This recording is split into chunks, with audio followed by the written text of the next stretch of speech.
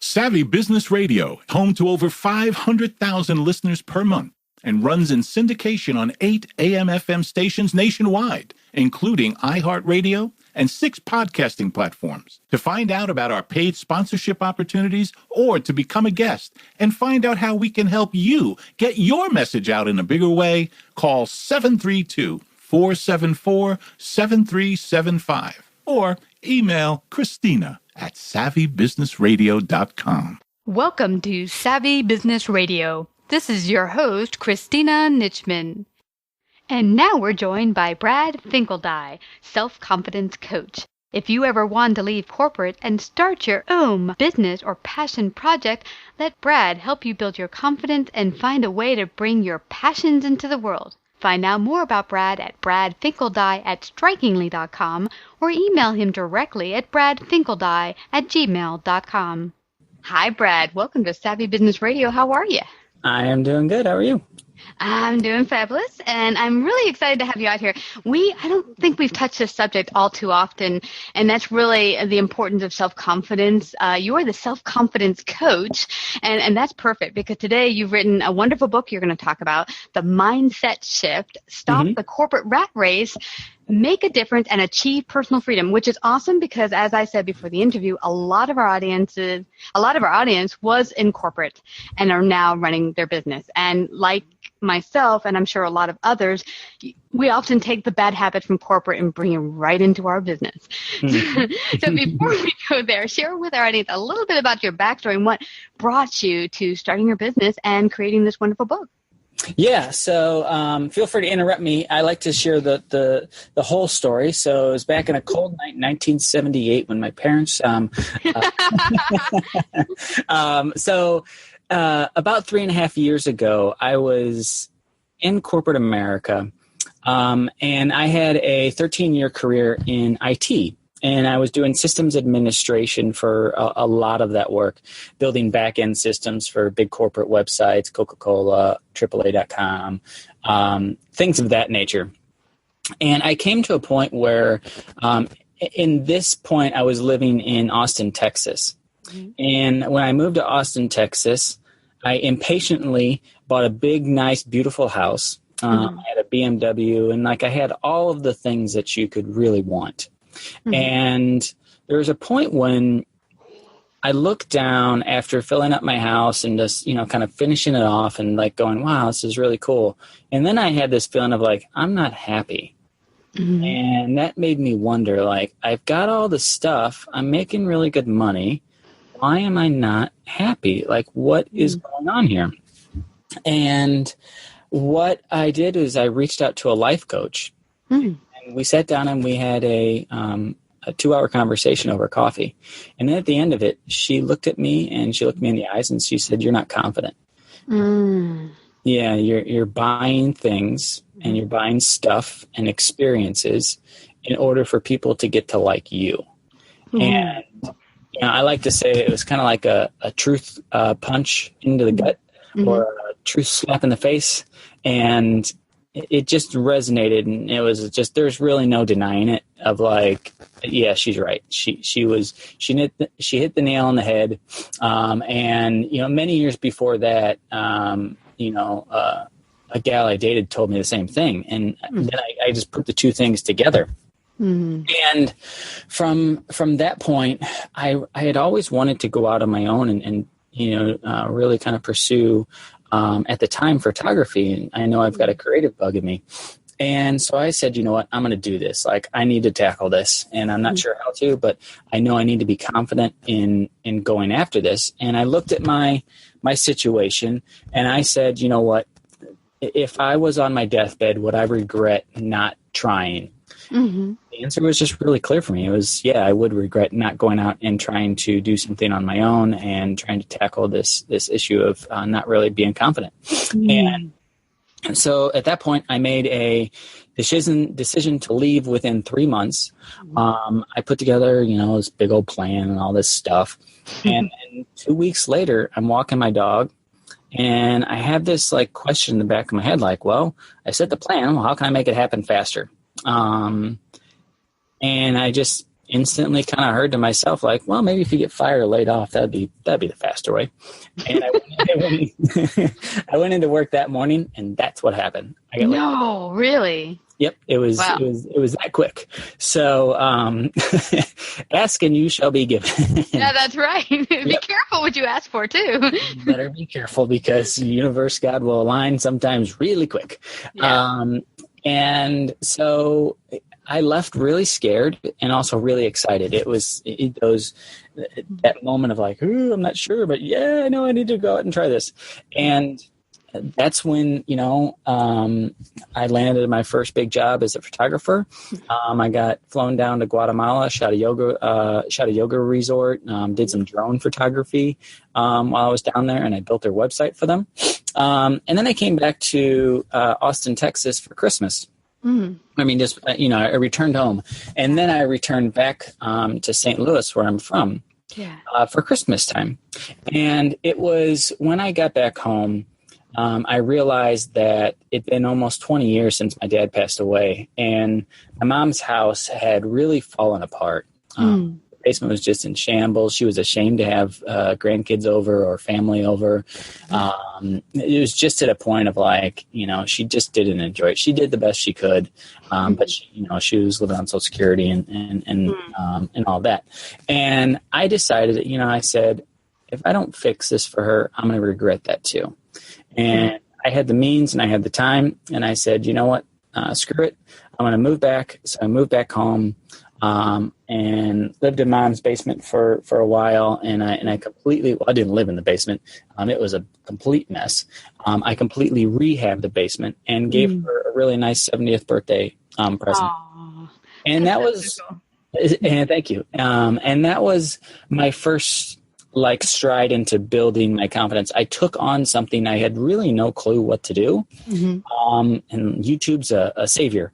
God bless him. And so I learned a lot. And I just really tackled a project that, that was bigger than myself. And I had to, get people to help out and get family and hire people. And I started to step into more of a leadership role. Now I'm noticing when you ask people to help you, was that hard in the beginning? Because not being confident, but another thing, problem for me as well is asking for help. Was that hard for you? Yeah. Especially, especially family sometimes, just because they've got things going on in their life, and you don't impose on people, but you can't, lift a heavy object or a heavy beam, and you need people, and you have to wait on them. And I'm one of those. During my whole journey, I really learned how impatient I am. Oh yeah, I did that. And me wanting to force things around and strategize, and like, well, I don't have to wait. I could probably just get a ladder and I could hold this board up like this and get it to go. Wouldn't it be 10 times easier if you just ask someone and they could hold something for you? And so during this process, I was doing yoga, and I met someone that was doing some online marketing and was also a coach.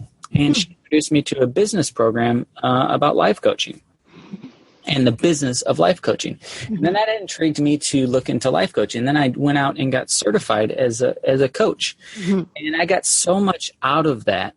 I was really naive when I went into the process, and I was like, well, I'm going to go out there, I'm going to learn, and then I'll be able to teach and fix people.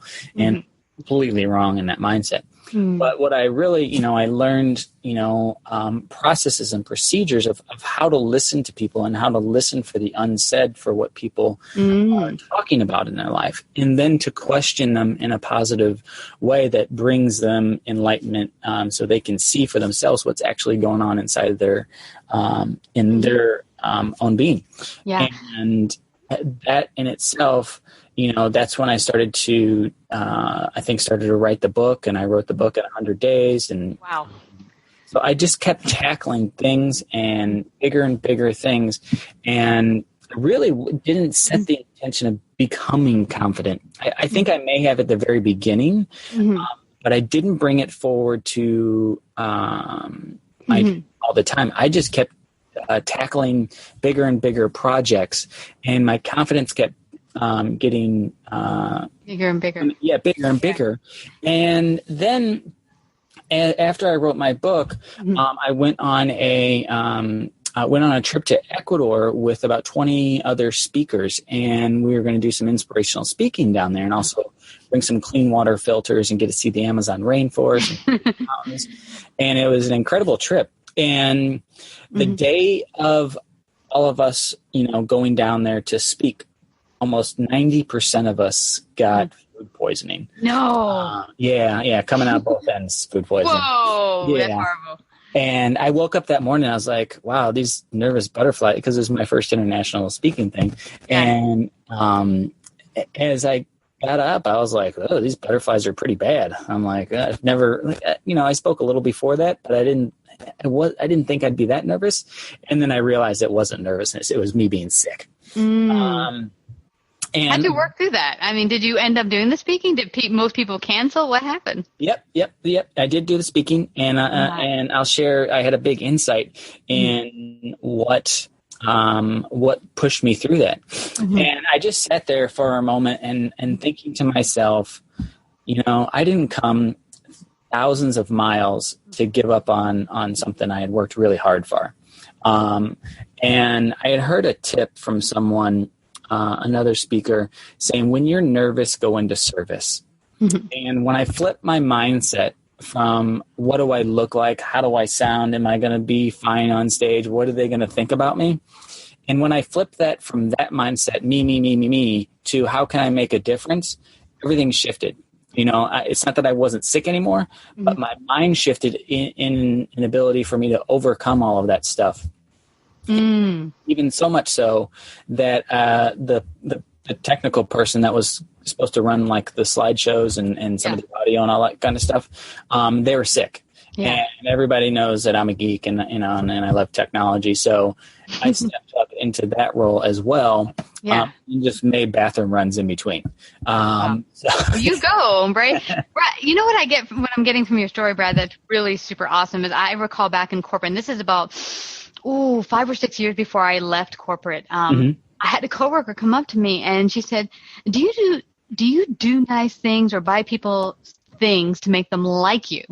And I remember being furious at her. I said, how dare you think something like that? I just love helping people and giving things to people. And it's true. It gives you a big high when you can help people or give them things. But you know what the key behind it, and I didn't realize it till years later, it was the looking for acceptance outside myself and not feeling confident enough in myself. Yep. That I was looking for that outside approval. And it's interesting. I mean, it's an ongoing process for me. I've gotten a lot better, like you, getting out. And what I got from your story, Brad, also is going out there and doing things that really challenged you and pushed you past your limits. Yeah. And that kind of being the thing that kind of being a catalyst for you to really overcome a lot of your self-confidence issues. What would you say to someone out there who's like maybe in corporate right now and they feel at their all-time low, they're not confident, they can't even imagine what they could do as a business? Where would you have them start? What would you tell them? Go to Guatemala or Ecuador and go get sick and say true. So if they are, in corporate America, and can you restate the question again? I want to make sure I'm clear on it. Yeah, basically, if anyone's listening in and they're going through what we went through back in corporate and they're not confident, they have no idea where to even begin if they wanted to even start a business, what would you tell them to even get started on their road to self-confidence and building a business? Yeah. Okay. So I think the best way to do that, and this is what I teach people, I believe there's really 6 keys to self-confidence. And these 6 keys, I have an acronym called STRONG. Okay. And what I like people to do is to really list down, the S and the T stand for list your strengths in life, your skills, the things that you're really good at. And then also list out the things that you've been able to become triumphant and overcome, whether it's, landing a new job or getting through a divorce or, overcoming something that really took a lot for you to get through, because what might take me something and might be easy for me might be really hard for you, and vice versa. But really to list those out and to hold them, close to you. And I like to have people put them on their mirror, like put them on your bathroom mirror, and remind yourself every day, because it's so easy to get caught up in the day-to-day things. And when we can remind ourselves on that daily basis, like, hey, I did that. hey, I was able to overcome this, or I was able to build this thing, or do whatever. It just gives us a small, to larger amount of natural confidence on a daily basis. Now, the next step in the R in this is regrets and shames in your life. Now, this one goes a little bit deeper, and this is where I found a huge emotional release, is when I was able to look at myself deeper and take those times in my life where I was ashamed of what I had done to either someone or to myself or whatever the circumstance. And especially if I hadn't shared it with anybody else, to really process that and to forgive myself for it. Now there's, depending upon the situation, if you need, professional help or, so I think that's what some priests do, like in forgiveness or, maybe even going to the person you may have hurt and asking for forgiveness. Wow. And forgiving yourself. And there's a ritual you can do where write down all of those things, visualize letting them go. There's probably going to be tears and releasing emotions at that point, and that's totally fine. And then taking that piece of paper, burning it, and letting it go in the wind or burying it in the garden, all the ashes, and just letting yourself know that you're not that person anymore. You've learned those lessons, and that especially we hold on so much of, those things that we may have done as a kid, and we identify as that's who we are. We're that stupid little kid that, killed animals or was the bully or said mean things, and that you would I know I identified myself so much sometimes as that person, like, oh, I'm not good enough. I'm not good enough. They're really going to find out who I am if I go over there and expose myself. And that when you can let that go and really know that you're not alone in that fight, because there's some deeper stuff that I had done. And once I was able to shed some of that shame, and it was really hard for me to do. It's interesting, Brad. I think a lot of us get in our own way of forgiveness. I think when it comes to forgiveness, I think we have a harder time forgiving ourselves for transgressions than others. Yep. I know for myself, if someone comes to me and says, hey, I did this, I'm sorry, I'm usually like, oh, it's under the water, whatever. I already forgot about it in most cases, Yeah. And there's no sense in holding on to it. What are you holding it on to? But it's interesting. Why do you think it's so hard for people to let go of the transgressions or stuff they've done to them that they can't forgive themselves for? Why do you think it's hard to forgive ourselves? Because we identify with ourselves so much. And there's a point in time, especially the deeper ones that are really imprinted. So I'll share a story of when I was like 6 or 7. I was helping my dad out with something around the house. And he would have me go look for, go find this tool or go get this part or whatever. He was a handyman. He had everything kind of organized down in the basement and stuff. And when he would tell me to go find something, and then I would come back up and I couldn't find it, he would get mad. And there was one point where I remember I couldn't find something, and he yelled at me and said, why could you find it? I told you exactly where it's at, blah, blah, blah. He wasn't beating me or anything like that or yelling, like verbally abusing me. I was a 6-year-old kid. He was 6'3", 230 pounds. He was big and giant, and I turned that into my father doesn't care about me or love me or something of that nature as a kid. And as a 6-year-old, you don't say to yourself, hey, I'm going to turn this moment into something I'm going to hold on for the rest of my life and think less of myself. So thank you very much for yelling at me. You don't do that as a kid. You just get scared, and your body imprints into yourself like this feeling of not being worthy.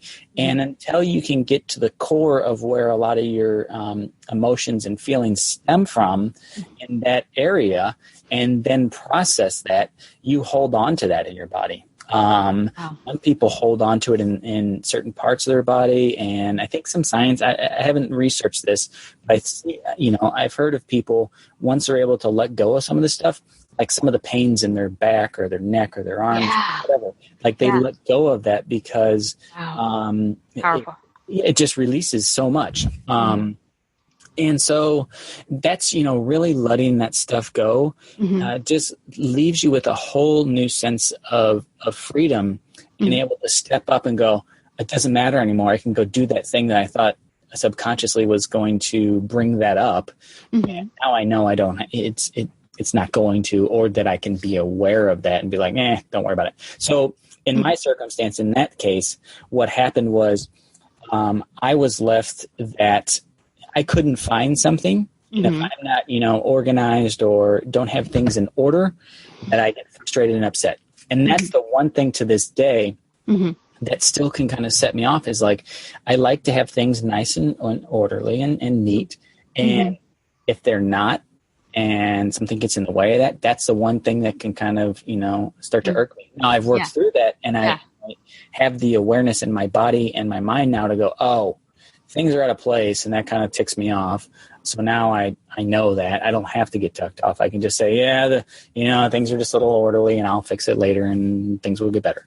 So just having that awareness is huge. So letting go of all those things. Yeah. Now, what's the next step? Yeah, the next step. So the next step, this is a powerful one too, is really it's the O in an acronym. So really observing yourself in the mirror and being okay and starting to love yourself again. Because I know I had issues. If I looked in the mirror, I wouldn't be able to really look at myself 100%, like look myself in the eyes and say, I like this person. I love this person and accept me for who I am. And there was so much comparison of other people and other people's bodies that I would just beat myself up in my head and not accept for who I am. And I had a coach share with me a powerful exercise where she said she had a lot of body shame. And I know it's more prevalent with women, but it's also men have these issues too, is that being able to get a mirror, and if you have body shame, in any degree, take out the mirror and just look at yourself, get all butt naked and really appreciate your body. Like if you're alive, it's doing a pretty good job at what it's doing. Yeah. And you can always change the direction of whatever you may not be happy with, but you're alive to see it. So can you appreciate that it's doing its job and it's doing it, well? And that was a powerful moment for me to really sit down and it's uncomfortable, in the beginning to go look at everything, okay, well, that's how it is. And then if you look at other people and you look at art and other people's bodies, start to realize I'm pretty normal. This is just what the human experience is, and not everybody's photoshopped. And I don't know if you've heard of this. There's a Japanese idea of art and beauty that there's beauty in imperfectness, that, quote unquote perfect. For one, it's an illusion. There is no such thing as perfect. Even if you look like a model, there's certain things about yourself that can be improved, whether it be inside or outside. So there is no such thing as perfect. But the imperfectness, looking for the beauty in the imperfect. And yeah, that's so cool. What's the next one? Yeah, so the next one is what I talked about before. When you're nervous, go into service. So, just really getting into the mindset of other people and making, if you're especially about public speaking, instead of being about you, how are you going to make a difference for the people in front of you, and focus on that. Focus how you're going to get your message across so that it makes a difference for them. And the other analogy I like to put here is the person who jumps out in traffic to save the kid from getting run over from the car doesn't break out the mirror to look right before he goes or she jumps in front. They don't do that. They don't care. They just act and they save the other person. If you can do that with whatever you're trying to do, get into that mindset, you'll worry about yourself less and be able to help people more. And the last one in there, the G, is go be yourself. Go be unique, because what I have found is that my uniqueness is my greatest strength. I don't know. I know you can see me on here, but I've got a T-shirt brand that says "You're awesome," and it just reminds people and reminds myself, that my own uniquenesses are my greatest strengths, and to celebrate those. Because if I compare myself to Brad Pitt or anybody else in the world, all I'm going to see is difference and probably say, oh, I don't have that guy's fame and fortune. He's going through divorce now. But you could say, oh, I don't have his wife or all of that, all of those things. But that's not embracing who you are. Yeah. And what I've learned through my process is that my funny, goofy, compassionate self is what attracts people to me. They like that. Yeah. And it's hard to accept sometimes that the easiest thing for you, for me to be, is what other people really generally appreciate about you. And if they don't, then maybe you just don't need to be friends with them. Yeah, that's right. Yeah. But it's so true, Brad, because I think people forget my friend is a great artist. And she said, anyone could do this. I'm like, no. They can. I can't do it. And not everyone can do what I'm doing. Not everyone can interview people and enjoy it and really get into the groove with chatting. Chatting isn't their thing sometimes. Sometimes it's writing is their great thing. So, everyone has expertise, and maybe there's other people who can do what you do, but you do it in your own unique way. And no one's less than another. It's just a slightly different way and perspective of living and being in the world. Mm-hmm. Yep. Yeah. Yeah. This has been so awesome, Brad, having you talk about all this. I don't want you to leave without letting everyone know where they can find out more about you, work with you, and get your awesome book. Yeah. So they can go to Amazon for the book, and it's called The Mindset Shift. They can also find it on my website at selfconfidencecoach.co.